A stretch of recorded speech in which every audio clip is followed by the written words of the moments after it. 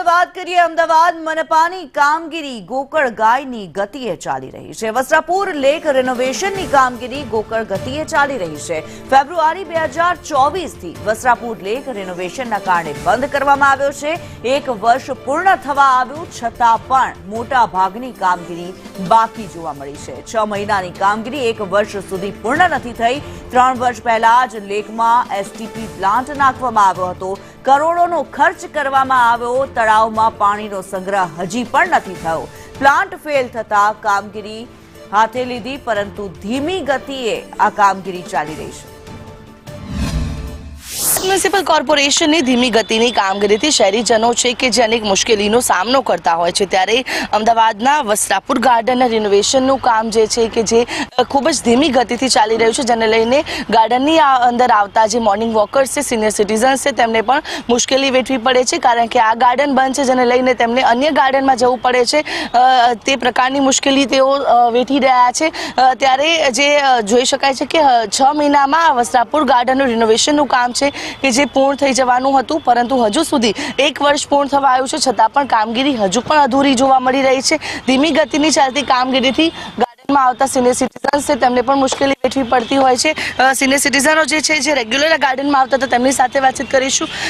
Garden છે કે જે 6 મહિનામાં કામગીરી પૂર્ણ કરવાનો વાયદો કોર્પોરેશને કર્યો હતો, 1 વર્ષ પૂર્ણ થવા આવ્યું છે, હજુ કામ અધૂરું છે। આપને કેટલી મુશ્કેલી, શું કહેશો?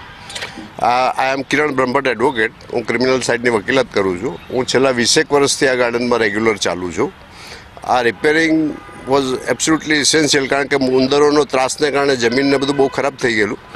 પણ જે અધિકારીઓ છે એ લોકોએ જે ફાસ્ટ રીતે કરવું જોઈએ એ રીતે એ લોકો એક્ઝિક્યુટ કરી શકતા નથી, જે કારણ હોય। અને બીજું કે આઈ હેવ હર્ડ કે આ લોકો સિન્થેટિક ટ્રેક બનાવવાના છે, તો હવે એ તો it is very tough. On the contrary એમાં તો ઘણો ટાઈમ જશે। હજુ તો 1/3 કામ પત્યું એવું અત્યારે તો પ્રાઇમા ફેસી લાગે છે। અમારો હેબિટ બધી મોર્નિંગ વોકની એ હેબિટ અમારી તૂટી ગઈ છે, એના કારણે અમારે થોડી તકલીફો બી પડે છે। તો જે મ્યુનિસિપાલિટી ઓફિસરોને એ જ કહેવાનું છે કે જે તમે જે ભાઈને કોન્ટ્રાક્ટ આપ્યો છે એની પાસે થોડું સ્પીડી કામ કરાવે અને અમારા જે સિનિયર સિટીઝનને એનાથી લાભ મળે। કોર્પોરેશનના કામમાં ઓલવેઝ થોડીક ટાઈમ લાગે છે, પણ સારું થાય છે, અને કોર્પોરેશન હજુ પણ બી આમાં વ્યવસ્થિત રીતે પ્લાનિંગ કરે તો જલ્દી પૂરું થાય, અને વડીલ લોકોને અને લોકોને ચાલવા માટે અત્યારે બહુ જ તકલીફ પડે છે।